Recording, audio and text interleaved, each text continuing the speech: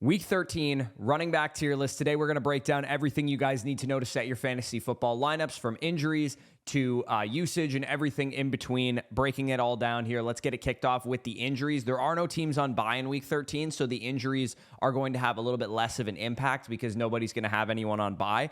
But we do have some significant players out. Amari Hampton, Los Angeles Chargers running back, is still not quite ready to return with that ankle injury that he suffered all the way back at the end of September. It sounds like next week he should be ready for his return. One more game as the starter for Kamani Vidal, and we'll talk about him into the tier list. Alvin Kamara, the projection right now is that he obviously will miss this week. He's already been ruled out. The projection is he'll probably miss another 1 to 2 games after this. Week 15 is probably the first opportunity that he could be back. So you'll see Devin Neal, where I have him slotted in the tier list. Trey Benson looked like he was going to be coming back, the Cardinals running back, but unfortunately, he was downgraded to a did not participate on Thursday and again on Friday. Maybe he re-aggravated it, but not great nonetheless. I would say that if you guys have Trey Benson, I wouldn't even really rely on him. I wouldn't think he's going to be a major factor for you, especially if he did re-aggravate that until the fantasy playoffs at the bare minimum. Bucky Irving is the one guy that a lot of people are very focused on, very hopeful that he'll return. It does sound like he will. Head coach Todd Bowles basically said that they're going to put him in. Once he gets in, we'll see how he's rolling. And then he said between him, Rashad, and Sean Tucker, we'll kind of go with the hot hand. Now, that's actually a pretty bullish report on Bucky Irving because as we know about Bucky Irving, he is the best running back in that backfield. So if he's playing well, then he'll continue to get the touches. 15, 20 plus touches is in the range of outcomes. And I actually thought that coming into the week, that would be really unlikely. I thought they would say he's going to be on a pitch count and stuff. So if you guys have Bucky Irving, this is actually somewhat bullish news in my opinion, knowing that he could be actually one of the better running backs on the week if he gets rolling and he looks fine. The question is, how healthy is he? Can he take contact on that shoulder? Is the foot still bothering him and all that kind of stuff? So getting into my actual tier list here, you guys can see my top tier, elite tier of running backs with Jahmyr Gibbs, Christian McCaffrey, Bijan Robinson, Jonathan Taylor, and Devon Achane. Of course, you guys know every single week to start these players. Taking a look at what Jahmyr Gibbs was able to do on Thursday on Thanksgiving, only 11.6 points per game. So definitely a down performance, especially considering his 20 carries and the 4 targets that he ended up posting. So not what you wanted, but I mean, I had to rank him super high given that he was coming off a 55-point game, 38 points 2 weeks before that against Washington. He was absolutely on a tear. Unfortunately for Jahmyr Gibbs, though, he did have a down performance. Into Christian McCaffrey, and kind of a theme with a lot of the top running backs this week is a lot of them have very difficult matchups. Christian McCaffrey going up against the Cleveland Browns defense. I mean, this column right here, you guys can see how many targets this guy has been getting consistently. He hasn't gone a single game this year with lower than 6 targets, which is absolutely ludicrous for a fantasy football running back. So we know Christian McCaffrey's ceiling is extremely high. His floor is extremely high. He has multiple games this year. What is that? 6 games this season with a beyond 25 PPR points, and including 3 of his last 4. So even though he's going at Cleveland this week, it is a matchup that probably will bode well for his target share, even if he is a little inefficient on the ground. Moving into Bijan Robinson, who, of course, does have the best matchup of all these guys. He's playing up against the New York Jets this week, 21st in adjusted fantasy points allowed to the running back position. Bijan Robinson, among these like elite running backs, and in this tier of elite running backs, I'm using elite because all of them are averaging over 20 points per game. Bijan has had a little bit more down performances than these guys. He's kind of similar to Jahmyr Gibbs in the way that he'll have those monster games, those 28-plus point games, like we've seen 3 of those this year, but he is going to have a couple of duds here and there, and I would say over the last 6 weeks or so, we've seen a couple of those duds, rear their ugly heads with 5.8 points against Miami, 10.8 against Indianapolis, only 14.7 against New Orleans last week. The one positive thing that I can, glean from Bijan Robinson going forward is that there should be some regression in the target department, 2, 5, and 2 targets. I just don't think that will continue, especially when you look at his previous totals the rest of the season, and Cousins obviously being the immobile quarterback he is. I think we can get some targets out of Bijan this week.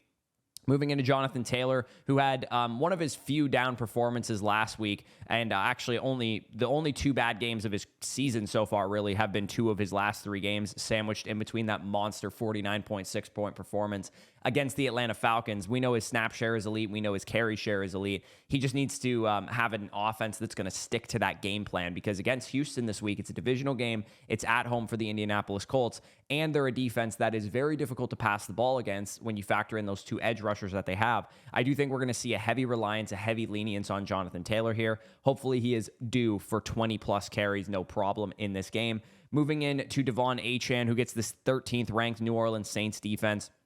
Devon Achane has been one of the more consistent fantasy football running backs out there. 21.4 points per game on the season, 40.5 in Buffalo's game in week 10, and then 21.5 before the bye in Washington. This dude's been absolutely on fire. I mean, he's been a top 10 running back in 4 straight games leading into the bye. Maybe he's a little bit rested as well, rushed for 174 and 120 yards in the previous 2 games. So I think this game against New Orleans, as I talked about in the Matchups That Matter video, could end up resulting in a lot of pass volume because both the New Orleans Saints and the Miami Dolphins are actually teams that most NFL teams choose to run the football against. Their rush rate over expected rate is top 7 in the NFL, and I think a lot of that is because they're bad teams and they're always losing games. But these two teams are equally as bad as each other, and this game is at home for the Miami Dolphins against the defense in New Orleans that should be very susceptible to an explosive player like Devon Achane. So those are my top S-tier running backs. Moving into the RB1s tier here, we have Derrick Henry, who, and a lot of the guys that I'm going to be talking about have already played since there's been like 8 running backs play already with the 4 games that we've seen so far. So I'll just kind of breeze through those.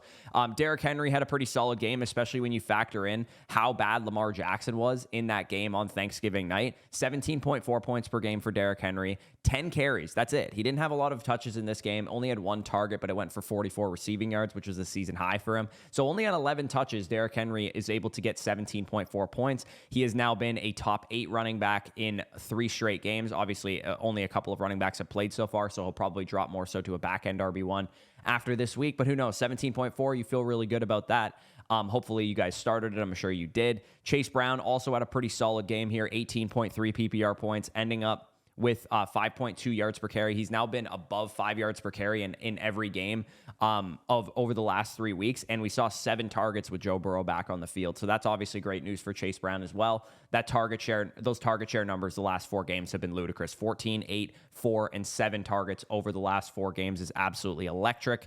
Moving in to James Cook. Now, the Pittsburgh Steelers are a tough schematic matchup for the Buffalo Bills. I talked about that on the Matchups That Matter video, that short passing and intermediate passing are going to be difficult against this defense because they play a lot of single high, and the Buffalo Bills like to target defenses that play a lot of zone coverage where Josh Allen can make the proper reads, throw it to the guys who are open, and it's a committee approach. They don't have one guy that beats you because the receivers are kind of bad. Their tight end, Dalton Kincaid, has been out for 2 games, but he might come back for this one. So I do think that the big chess piece in this game is going to be James Cook. The Pittsburgh Steelers are 6th in adjusted fantasy points allowed to running backs. So this could be a very tough matchup for him. But if he's able to get rolling, and we've seen those vintage James Cook games, like you can see in 3 of his last 4 games, 3 of his last 5 games, he's rushed for over 100 yards. And that's going to be what the Buffalo Bills need. So I do think that there's going to be a heavy lenience on James Cook, probably 15, 20 carries coming for him in this game. And if he can get rolling, we know that that's kind of what they do. When James Cook is running well, they just ride the hot hand and they ride that to victory. And I think that could be the case. It's going to be in Pittsburgh. It'll probably be a weather game. It's the end of November right now. There's a good chance that James Cook has a pretty big workload in terms of his overall volume. Josh Jacobs already played. Again, not a great performance from him, 10.1 PPR points, and a game environment that he did still see 17 carries. It looked like he was a little bit hobbled still, so hopefully he's able, with the kind of mini bye that they have coming off of a Thursday game, he's hopefully able to get back a little bit healthier and feel a little bit better going forward, because I don't really think he was running at full strength. Even though the Packers played well, he did not have a great game. Moving into Saquon Barkley, who I just really don't know what we're going to do with this guy, man. At this point, Saquon Barkley has 4 games in a row, where he's been 13 or less PPR points, which is not what you wanted from a first-round draft pick. And this season, you see all that red on his PPR performances: 9.5, 8.7, 5.2, 10, 12.4, 5.6. Like, these are just not games and not what you were expecting. You did not want 14.1 points per game out of Saquon Barkley. And the frustrating thing, too, is like, it's not like it's the Eagles' offense just like, getting all the pass funnel, type of defenses that they're getting. Like Dallas, Chicago, those were the 2 defenses you're supposed to perform against. And instead, you had 12.4 and 5.6 fantasy points. So I'm starting to think that we need to start downgrading Saquon Barkley. Obviously, he locked into my rankings at RB11, so I can't move him now. But I will say, going forward, he's going to start to be in high-end RB2 territory because he just is not performing like an RB1. So that's something I've definitely learned from this week. When you can't get it done against the Chicago Bears and the Dallas Cowboys run defenses, there's probably something going on. Kyron Williams, who definitely should not have been ranked below Saquon Saquon Barkley now that I think about it. He had a bad game against Tampa Bay last week, but I mean, they were blowing the doors off of Tampa Bay pretty early in that game. I don't really take away too much. The Carolina Panthers are 16th in adjusted fantasy points allowed to running backs. This game's on the road, so hopefully Carolina can keep this one close enough that the Rams aren't boat racing them the way that they were doing against Tampa Bay. Over the last 5 games or so, you've seen Kyren Williams take a dip in snap share. You see those first 6 games of the season, it was 91%, 71%, 76%, and so on. And then week 7 in Jacksonville was really the first game where Blake Corum started to be a lot more involved. And we've seen since then, he's only eclipsed the 70% snap share one time, but he is a lot more efficient on his touches. You see 4.5 yards per carry, 4.6, 5.2, 7.6. And then last week in a tough matchup against Tampa Bay, he wasn't necessarily, getting that efficient of looks. And the total carry percentage wise is also down from that period of time. So with Kyren Williams, you're looking at a guy who is more efficient now that Blake Corum is spelling him, but at the same time, you don't really feel as good about his workload. Regardless, the Rams run inside zone basically, or A and B gap runs at a top 8 rate in the NFL, and Carolina is allowing 4.89 yards per carry to inside rushes, which is the 3rd worst in the NFL. So you're looking at a matchup that is very, very good for Kyren Williams. Moving in to the B tier of running backs, we saw Trevion Henderson. We wanted to know what was it going to look like with Ramondre Stevenson out there. Now, I will say, it's possible that Ramondre gets a bigger workload this week because it was his first game back from a multi-week injury.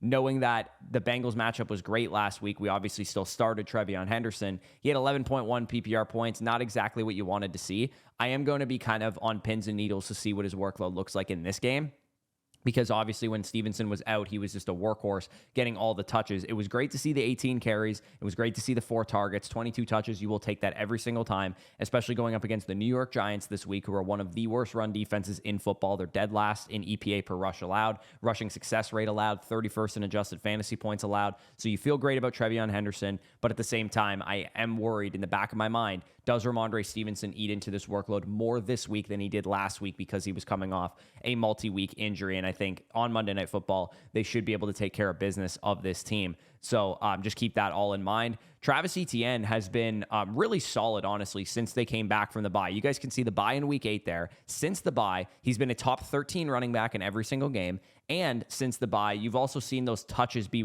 way more consistent. Like the carry counts at the beginning of the season, they were fluctuating rapidly on a week-over-week basis. Some week he'd have 12 carries, some week he'd have 19 carries. And we've seen at least 15 carries in every single game since the bye. And we're also seeing a little bit more in the target department as well, between 5, 4, and 4 targets, 3 of his last 4 games. So as I've talked about many times, I think they went into the bye, looked at the tape and gone, we need to run the football better. And in this game environment against the Tennessee Titans, who are 28th in adjusted fantasy points allowed, you could feel very confident starting Travis Etienne as a top 13 running back here. Moving into Ashton Genty. Genty coming off of a big game against the Browns. The Browns are a very good run defense, and Genty had 24.8 PPR points. So that's positive news, because the problem with the Raiders offense has been offensive line's not doing him any favors. Geno Smith is not doing him any favors. So it is really just Ashton Genty versus the world, which he's good enough to do that at times, but it's not college anymore. He was able to do that at Boise State, no problem, without offensive line help, without, quarterback play or whatever. But when you're in the NFL and you got NFL defenses, coming at you and whatnot, it's really difficult to do that week over week. So I do worry that he could have a dud in this game. It's at Los Angeles Chargers. They've been very good against the run. The first time that Genty played against the Chargers, he only had 7.4 PPR points, and they kind of phased him out of that game plan entirely. If you remember, he only had 11 carries for 43 yards and only 1 yard receiving as well. So hopefully they just go, okay, they fired Chip Kelly. Chip Kelly, when he was gone, when they got rid of him, the first thing Pete Carroll was saying was we need to run the football more, and I'm hoping that that results in a 20-plus carry game for Ashton Genty. So on pure volume, you definitely have to start him. He is a great option this week for that reason. Javonte Williams locked into my running back rankings at RB 15 here. Kansas City was a tough matchup at 17 PPR points to 17 PPR points, and in 3 straight games coming out of the bye, we've seen Javonte Williams get at least 20 touches in all 3 of those games. So definitely great news for Javonte Williams managers. I was a little worried about him. Danny said he wasn't. Maybe he was right on that. Moving into Quinshon. Quinshon's been so up and down as far as his workload because the Browns are a bad team, right? The Browns are, not going to be winning very many games. The defense is keeping them in it for the most part. But the game script has phased Quinshon Judkins out at times. And the good news is, since the bye, every single game, Judkins has gotten at least 16 carries. And the Browns have been able to stay in a lot of these games, even despite playing some teams that are better than them, like the Baltimore Ravens in week number 11. The target numbers are not great. Like, Judkins isn't going to provide you a whole lot in regards to his target share. But like I said, the carry percentage, the amount of rushing work he's getting of the backfield is the positive thing here. And as I said on Matchups That Matter, the 49ers are quietly the number 32 rush defense against zone rushing schemes, which is what Kevin Stefanski runs in Cleveland. So I do think that it's possible that Quinshon has like 100+ yards on the ground in this game, and Cleveland keeps this one close. And also, too, when you saw what they did with Shadur Sanders last week, it was very clear that they didn't want him to drop back and pass a lot. They wanted to have him throw 20, 25 times, do a couple of things, make a couple of plays, and then for the most part lean on their run game. And I think the strategy will be the same in this one. And I do expect the 49ers, conversely on the other side of the ball, to struggle against the Browns defense. So if the game stays close, then Judkins can definitely get some damage done here. Moving in to Breece Hall, who, because of the Jets offense, similar to Judkins, he's just been so up and down. Positive thing again, since the bye, he's had a consistent snap share, 70% or more of the snaps in every single game, at least 14 carries in every single game. And last week, we saw that receiving workload really come alive with 75 receiving yards on 4 targets. Atlanta is a defense that is susceptible way more to the run than they are to the pass. They have a pretty good pass rush, the 2 young pass rushers they drafted. 18th, though, in adjusted fantasy points allowed to the running back position. So you feel pretty good about Breece Hall's ability to perform in what is a plus matchup. And as you've kind of gleaned from his season so far, when Breece has a bad matchup, Breece plays bad. Denver, Carolina, New England, Tampa Bay, those type of defenses are all good against the run. And he didn't have good performances against those. But Dallas, Miami, Pittsburgh, Cincinnati, even Cleveland was a tough matchup, but he had a big, long run in that game. When he has a good matchup, more often than not, he performs. So you feel pretty good about Breece Hall this week. Rico Dowdle, people are going to be really mad about. There's someone in our comments every single time that goes, Rico Dowdle's too low. Well, New Orleans, Atlanta, and San Francisco are his last 3 games. New Orleans, Atlanta, and San Francisco are top half of the NFL running back matchups in adjusted fantasy points allowed. If you look at his big games, Miami, Dallas, Green Bay, also very good matchups for the fantasy running back position. So Rico Dowdle has kind of been a good matchup merchant to some degree. And not only is this not a good matchup, it's the worst matchup he can possibly have. The Los Angeles Rams are dynamite against the run. Carolina, in this game, they're going to have an uphill battle, man. I know they didn't look great against San Francisco, and they've had games where they look a little inconsistent and whatnot. But unless Rico Dowdle gets 20+ carries in this game, I have a hard time seeing him finish as an RB1 on the week just because of how dominant this running defense has been. Los Angeles has allowed 2 touchdowns all season to fantasy football running backs. One was a Christian McCaffrey receiving touchdown, and the other was Kenneth Walker is pretty much the only running back that's performed against them, and that was 2 weeks ago. So again, Rico Dowdle, the reason we do tiered rankings, the reason that these are in tiers is you could argue him as high as 12. I just personally have him at 18 because of the matchup that we have on display here. So moving into the low-end RB2s tier, all of these guys obviously have their merits. All of these guys have some question marks. Kenneth Walker, in the last couple of games here, season high 64% of the snaps last week against the Tennessee Titans. Only had 11 carries, so that obviously isn't great. But the one thing that has changed a little bit for Kenneth Walker is that he's out there on receiving downs a little bit more. The route percentage is up. The snap share overall is up. And we saw him get 3 receptions in back-to-back games. So that you feel great about for Kenneth Walker. He's also been running the ball better and running more consistently and churning out good yards. Like,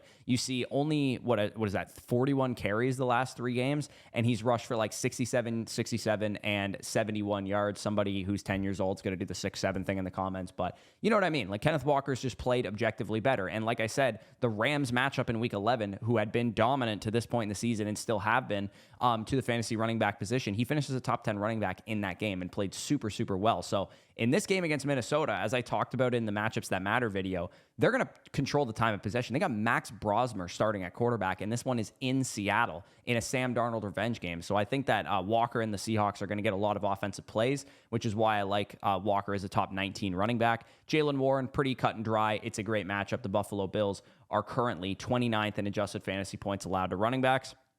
Jalen Warren has been a little bit inconsistent as far as like his play, like his workload is consistent, but he doesn't always play well. So hopefully in this game environment where it is a very, very good matchup, we've seen him get, 18 carries last week. We've seen a number of games where he's gotten 3, 4, 5 targets. I think that against Buffalo, most teams understand and recognize that you run the ball against them. Like a couple weeks ago on Matchups That Matter, I had a stat that they were number 1 in rush rate over expected because people understand you can't pass the ball against Buffalo when it's way easier to run the ball against them. And especially with Aaron Rodgers coming in banged up, I do think that will result in a lot of Jalen Warren touches. Moving in to RJ Harvey, who we haven't really talked much about because, he had a bad matchup before the bye, and then he was on bye last week. But he did get 61% of the snaps in the first game without J.K. Dobbins out there. Now, it only resulted in 11 carries and 3 targets, but I do think against Washington, this is a game script and a game environment where Denver is favored. The game over-under is also pretty high as well, implied point total for RJ Harvey. So you feel pretty good about RJ Harvey's workload, especially in this matchup where it's going to be Marcus Mariota again. Yes, they're going to have Terry McLaurin back, but generally, I think we all know and recognize that Washington has a hard time moving the football on offense. And when that happens, the opposing offense can't move the football. The other offense is on the field a lot. So I do think we could see 15, 18 carries out of RJ Harvey, and he maybe could really establish himself as a potential league winner down the stretch because of this J.K. Dobbins injury. And like I said, 24.5 implied points for the Denver Broncos in this game. Now, a lot of people were probably wondering where I would have Bucky Irving ranked. Bucky Irving settles in at RB22 for me. I had him at 26 initially, but since the report came out that they're going to kind of ride the hot hand or whatever, I think that is a bullish report on Bucky Irving, not a bearish report on Bucky Irving, because my thought coming into the week was they were going to limit him to 10 to 15 touches no matter what, 40, 50% of the snaps no matter what. But it sounds like if he looks good and he feels good and he's running well, they'll give him the workload that he was getting the first 4 weeks of the season where he was averaging 18 fantasy points per game. In that stretch, you can see he was a top 16 running back in every single matchup there. And it does also look like Baker Mayfield should be ready for this game. It sounds like it's just a pain tolerance issue. And Chris Godwin ramped up another game from the injury. So we're starting to see this Tampa Bay Buccaneers offense come into fold a little bit. And coincidentally, too, they have a much better schedule the rest of the season than they had the previous 3 games. Like, the 3 teams that they just played, the Los Angeles Rams, the Buffalo Bills in Buffalo, and the New England Patriots, those are 3 of the best 5 teams in football. So it's not too shocking to me that Tampa Bay, who was super injured without a bunch of people, not looking like themselves, now you get the Cardinals with Bucky and Godwin probably back to a major extent.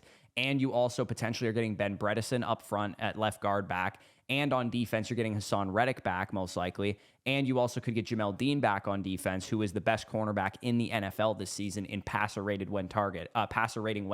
And the issue for Tampa Bay has been sustaining drives, getting some short fields, some turnovers on defense. So their team getting healthier in general is good news for everybody. It's not just good news for Igbuka. It's not just good news for Godwin. It's not just good news for Irving. It's not just good news for Mayfield. It's good news for everybody. So I do feel like Irving needs to be out there. Unless you have a better option like a Harvey, like a Warren, like a Walker, I do think I would start him over. I think a lot of the questions I'm going to get this week are guys like Woody Marks, guys like Kamani Vidal, guys like Devin Neal, those type of players. I would start Bucky Irving over those type of players. Woody Marks, the next up here. He's been great workload-wise, but he has not been great actual fantasy production-wise. So the problem with Woody Marks at this point in time is that even though 81, 66, and 71% of the snaps is great, and a large majority of the team's carries, as you can see there, he just hasn't really performed from a fantasy perspective, and a lot of it is due to the fact that he's not having an easy time finding the end zone. The good thing in this game is that even despite his only 2 touchdowns on the season, on the ground here, CJ Stroud should be back for this game. So if he's going to get the majority of the carries and the majority of the workload, I do think that even against Indianapolis, they can move the ball. And Woody Marks could find the end zone as a result of that. Kamani Vidal, going to be a popular question for a lot of people because of Amari Hampton being out yet again. A lot of people probably didn't know he was going to miss this game. I bet Kamani Vidal was dropped in a lot of leagues because he suffered an injury before the bye. And then the report was that Amari Hampton was going to come back after the bye. Now, we get one more game out of Kamani Vidal, and he faces the Las Vegas Raiders, which are a very nice cupcake matchup for him, 25th in adjusted fantasy points allowed. I needed this in the worst way possible in the Flock League because I have Marvin Harrison Jr. in my second flex right now, and I'm also down big in my matchup to Nathan because he had Jameson Williams, and I had Flowers and Lamar Jackson going. So at least I get a guy who's going to be the starting running back in a good matchup. Now, the problem with Kamani Vidal is that every second game he's bad. The the positive thing is that it's a second game right now, and we see 17.8 points against the Steelers, top 8 running back. Minnesota Vikings, top 8 running back. Miami Dolphins, top 9 running back, but it's always sandwiched in between a dud performance where some people maybe didn't start him in his good performance and did start him in his dud performance. Positive news here is he's going to get the workload. He's fully healthy coming out of that injury that he suffered against Jacksonville before the bye, and of course, he is facing the Raiders defense, who are a very, very good matchup there. So feel pretty good about Kamani Vidal as a top 24 play at running back. Devin Neal, we have to kind of piece together his usage just a little bit. He is not listed on the official injury report for the week. He was coming into the week with a little bit of an ankle issue, I believe it was, but he was upgraded to full on Friday, and he's off the injury report. So you don't have to worry about his injury. The real problem for Devin Neal that I'm curious about, because I loved Devin Neal, the prospect. If you guys watched us during the draft cycle, I absolutely love this dude as a prospect. I think he can contribute as a receiver. As we saw in this first game, he had 7 targets, which is more than any that Alvin Kamara has had all season. He didn't get a lot of work on the ground, and I do suspect that both Taysom Hill and Audric Estime, who is their number 2 running back, who was not active for last week's game. It was just Devin Neal and Alvin Kamara, so it's no coincidence that when Kamara goes down, Devin Neal has to play a lot of the snaps. So I don't really read into a lot of the snap share last week, knowing that he was the only healthy running back up for game day. So Devin Neal, again, going to be a proposition that is weird. Miami is a good matchup, 23rd in adjusted fantasy points allowed. And like I said, with the other running back in this game, Devon Achane, teams like to run the football a lot against the Miami Dolphins. Their top 7 rush rate over expected allowed because they're usually losing games. So Devin Neal, I feel good about playing him, but I don't feel good to the point that I would play him over like Bucky Irving types. And I think that's going to be a very common question that I get this week. DeAndre Swift already played. Now, in hindsight, this looks terrible because I ranked him at RB26 and he had 20.8 fantasy points against the Philadelphia Eagles. I just need to get your, shots in the comment section down below. I need to put some more respect on this Ben Johnson running game, clearly, because Kyle Menenga is ranked too low, obviously, when you see where he locked into. I need to put some more respect on this run game. I get that. DeAndre Swift, though, 2 games before this, had duds. 9 points, 1.9 points. Not great. So I do feel bad about ranking him this low because you probably sat him if you were looking at my rankings. But if you did start him, he had a great performance. Tyrone Tracy's going to be playing on Monday night against the New England Patriots. In the Matchups That Matter video, I talked about since the Milton Williams injury, the New England Patriots have been dead last in rushing success rate allowed after previously coming into that Milton Williams injury game against Tampa Bay. They had not allowed a 50-plus yard rusher the entire season. So this defense is very good against the run. They're second in fantasy points allowed, but Tyrone Tracy is catching them at the right time. He's catching them at a time where Milton Williams was an anchor up front for him, and Tracy's actually been really good the last 2 games since I traded him to Sal, of course. 17.9 Green Bay Packers points there, and then he was a top 12 running back last week against the Detroit Lions, and he's been getting carries, man. 19 carries, 20 carries. He hasn't been able to find the end zone yet, but once he does find the end zone, he's going to be in for a big performance. Just speeding through these last couple here, you see Aaron Jones at the Seattle Seahawks. Max Brosmer is starting. I don't really need to say anything else other than Max Brosmer is starting. So yes, 72, 67, 66% of the snaps for Aaron Jones. He's the clear starter here. He's not getting a ton of carries. He is getting targets, but Max Brosmer is starting against the Seattle Seahawks. So you got to downgrade expectations across the board for this Vikings offense. The only must-start player in this Vikings offense is Justin Jefferson, and even him, he's like a wide receiver 2. It's not like he's a must-start top 5 receiver or anything like that. So Aaron Jones, if you don't want to play him, I don't think you have to. Kenneth Gainwell, as I talked about with Jaylen Warren, the big issue for Jaylen Warren, honestly, right now, is that Kenneth Gainwell is straight up outplaying him. You see in the last 2 games, 29.5 and 18.2 PPR points. He's sniping targets away to 8 targets and 6 targets in the last 2 games. I'm actually starting him in my home league, and I really, really need to win this week to secure my playoff spot. So Kenneth Gainwell, yeah, Buffalo Bills, giddy up, dude. 29th ranked against fantasy running backs, and you're playing this well. Absolutely worth starting. And honestly, I would, if I could change these right now on the spot, I would flip-flop him and Aaron Jones, and I might even put Gainwell into the tier above because he is playing at a super high level. David Montgomery already played. If you played him, good news for you because he had like 12.8 fantasy points. He ended up finding the end zone. Nothing too interesting. I think that's about the range that he belongs. He just ended up finding the end zone. Now, Kyle Menenga, I probably need to start ranking him higher going forward because even despite this spike week performance against the Eagles, 22 for 130, awesome, right? Ben Johnson and these offensive linemen are drawing up a pretty killer run game at the moment. he scored a touchdown in 4 straight games, and he's clearly got a role inside the red zone. Not only that, but he's also just been really good since week 7, honestly. Since he really first burst onto the scene coming out of the bye, he's been an integral part of this backfield. And I think the Bears understand and recognize that they have to get this guy the ball 10, 15 times a game. And this is a good football team who can run the football. So I think going forward, Menengai will be in the territory of the Tyrone Tracys, of the Woody Marks, of those type of guys, because he's kind of the new school David Montgomery now. Like, David Montgomery doesn't have as big of a role as he did last year. It's more Kyle Menengai with this Ben Johnson offense. Obviously, those two parallels add up there. Bam Knight, my next rated running back. Benson is out and DeMercado is out. And last week when DeMercado was out, we saw Zonovan Knight get 10 carries, 5 targets. He's also had 4 targets the 2 games before that. Of course, we're going to see some Michael Carter in this game, and Tampa Bay is not an easy team to run the ball against, but technically, Bam Knight is their red zone back as well, so if you're just hoping for 10 to 15 touches and a touchdown, that's kind of what you're looking to get out of Bam Knight when he's been in relief of the starting running backs there. Chris Rodriguez, before the bye, ended up having 15 for 79. He has also been the goal line back the last couple of games. You see 3 touchdowns over his last 5. I said on the Matchups That Matter video, if you don't have to start a Washington Commanders running back, don't, and I still stand by that. Chris Rodriguez is the guy I would start, but I don't feel great about that. Kareem Hunt locked into the lineup on Thursday for Thanksgiving. Unfortunately, well, fortunately, but unfortunately. Fortunately for Kareem Hunt managers, 67% of the snaps, despite Isaiah Pacheco coming back. Unfortunately, he only had 9 fantasy points. So if you started him, you probably didn't get a great game out of him. And I'm also curious, similar to what I said about Stevenson and Henderson, with another game coming back under Pacheco's belt, does he start to eat into the snap share of Kareem Hunt a little bit more going forward? And then finally, closing out this tier, I also have Minnesota, or Zach Charbonnet versus Minnesota. Again, Kenneth Walker has been trending up, which conversely means that Zach Charbonnet has been trending down. So I don't really want to start Zach Charbonnet knowing that this matchup is not an excellent one, but I do think time of possession-wise, like I talked about with Walker already, there might just be so many carries to go around because Max Brosmer and the Vikings can't move the offense that Walker can get 20 carries and Charbonnet can get 15 carries. I just think that there's going to be a lot of rushing attempts from the Seahawks in this game, which is why I have Charbonnet ranked a little bit higher than he probably should be. And then this last tier of running backs, again, if you need to start anybody from here, I think Tajay Spears is interesting, knowing that the Tennessee Titans are playing better as an offense. Cam Ward looks better. Spears in 2 straight games, 5+ targets every game since coming back from his injury, except for the Arizona game. He's had at least 3 targets. So if you needed to throw somebody out there, I don't think Spears is a bad option. Tyler Algier, we know what he can represent. He can punch in touchdowns at any point in time. 2 touchdowns is always within the range of outcomes, but generally his workload is not very big. As I said with Ramondre Stevenson, good matchup. Good workload when healthy. Corum getting more involved. Tucker, maybe he has the hot hand and Bucky doesn't get that many touches.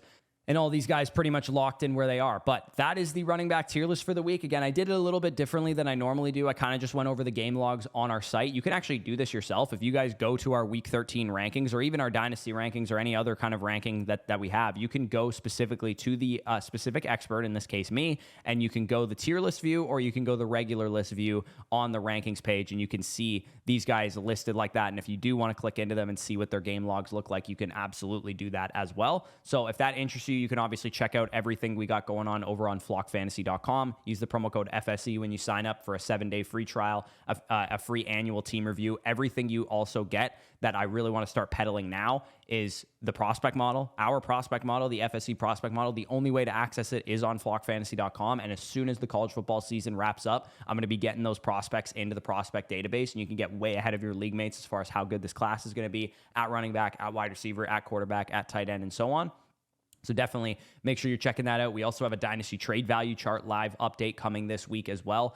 It's been updated pretty much every 2 to 3 weeks all season. So you got good up-to-date prices on your players in Dynasty, so you know what to trade them for, what to trade them away for, what your league mates might be valuing them at, and all those things in between. And of course, you can get access to that on flockfantasy.com. My week 13 rankings are up to date. My 2025 rest of season rankings are up to date. Dynasty, Superflex, 1 quarterback up to date. All that in between. So check that out if you guys are interested. That'll be linked down below in the pinned comment. But with that being said, peace out, and I'll talk to you soon.